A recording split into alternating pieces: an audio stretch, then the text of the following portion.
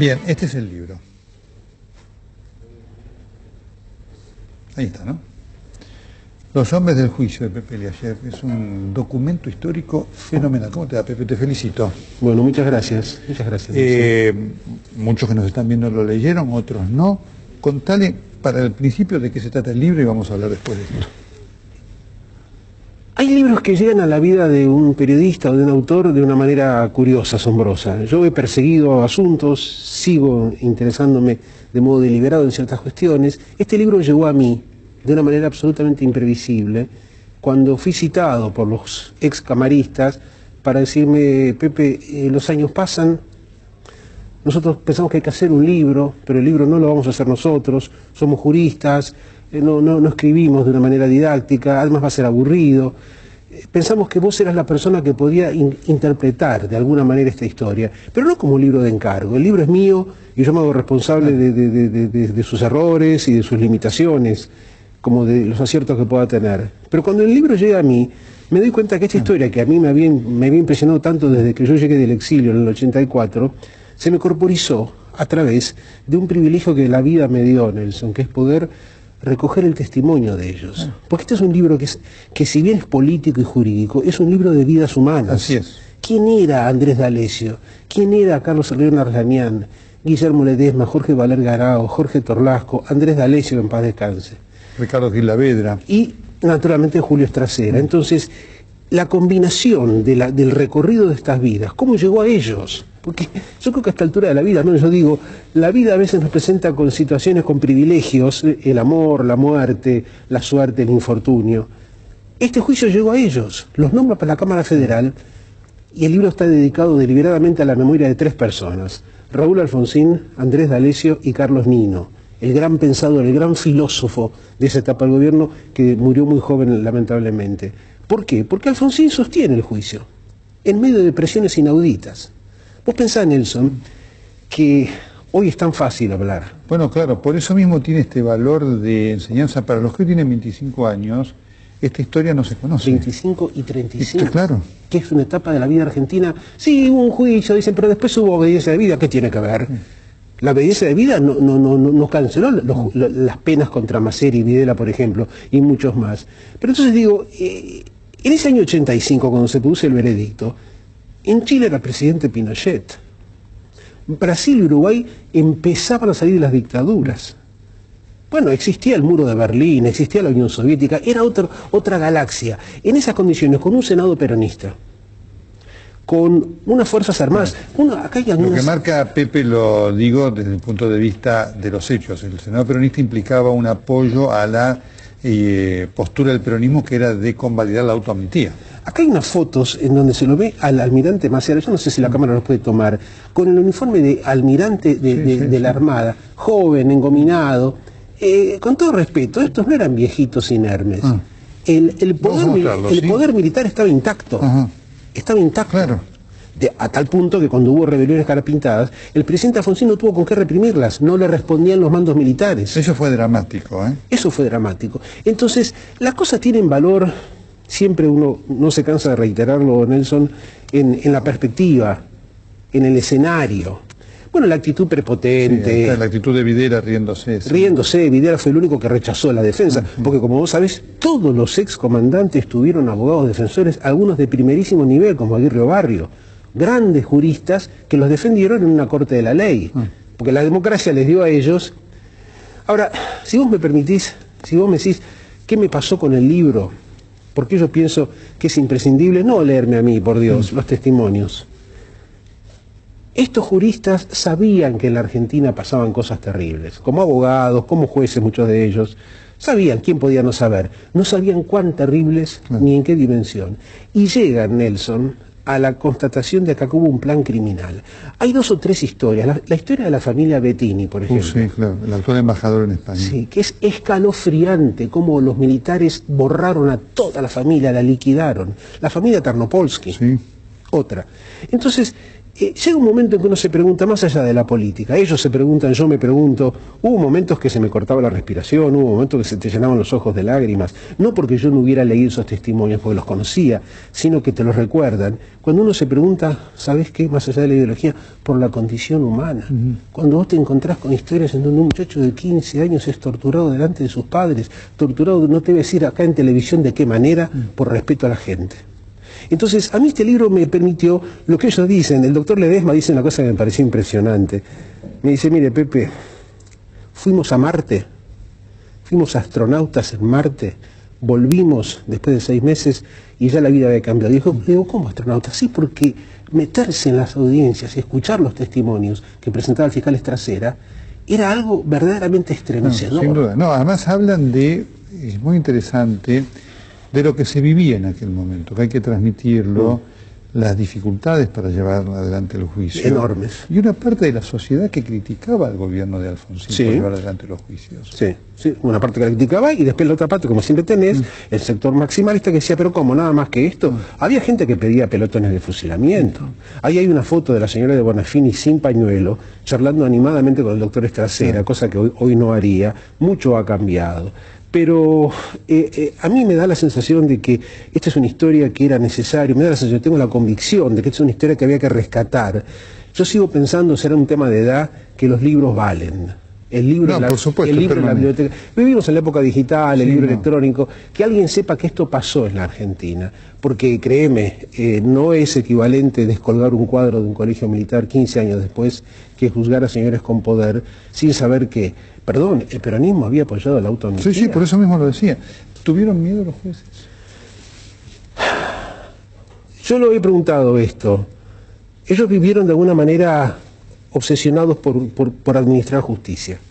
Hay una cosa que a mí me costó mucho, porque yo soy solamente un cronista, no tengo ninguna otra aspiración en la vida. Espero ser lo mejor posible, pero no soy abogado, no soy jurista. Me tuve que meter a fondo en lo que era la sustancia jurídica. Claro. Cuando, Nelson, ¿qué se estaba juzgando? Cuando dicen, señor Videla, 78 homicidios, uno pregunta, ¿qué? ¿Él mató 78? No, con sus propias manos probablemente no mató, no nos consta, no mató a nadie, tampoco Macera. Porque se estableció la concepción de la autoría mediata. La responsabilidad del jefe militar implicaba la responsabilidad de mandar sobre sus ejecutores. Pero me metí en la sustancia jurídica y preguntaba por el miedo.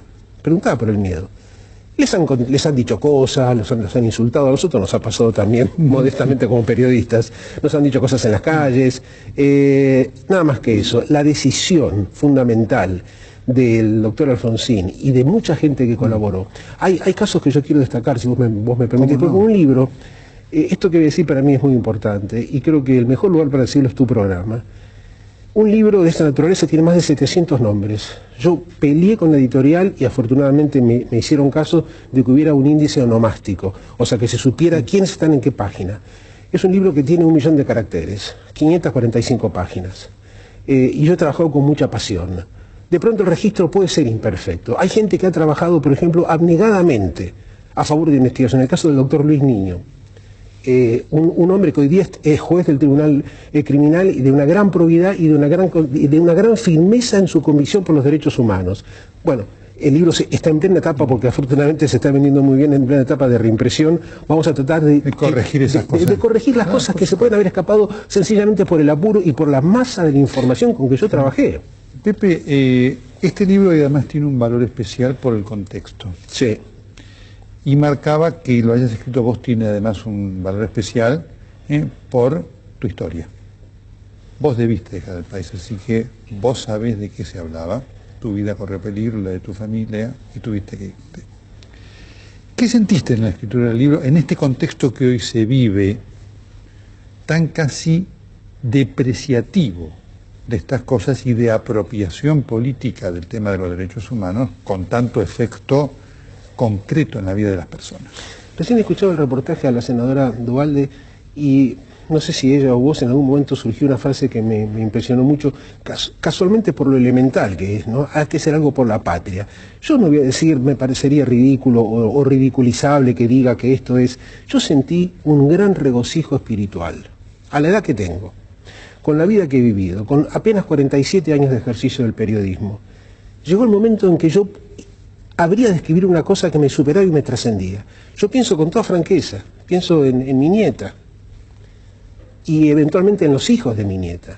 Este país del que yo soy tan crítico, del que yo a veces soy tan implacable, hizo cosas maravillosas. Esto fue una maravilla.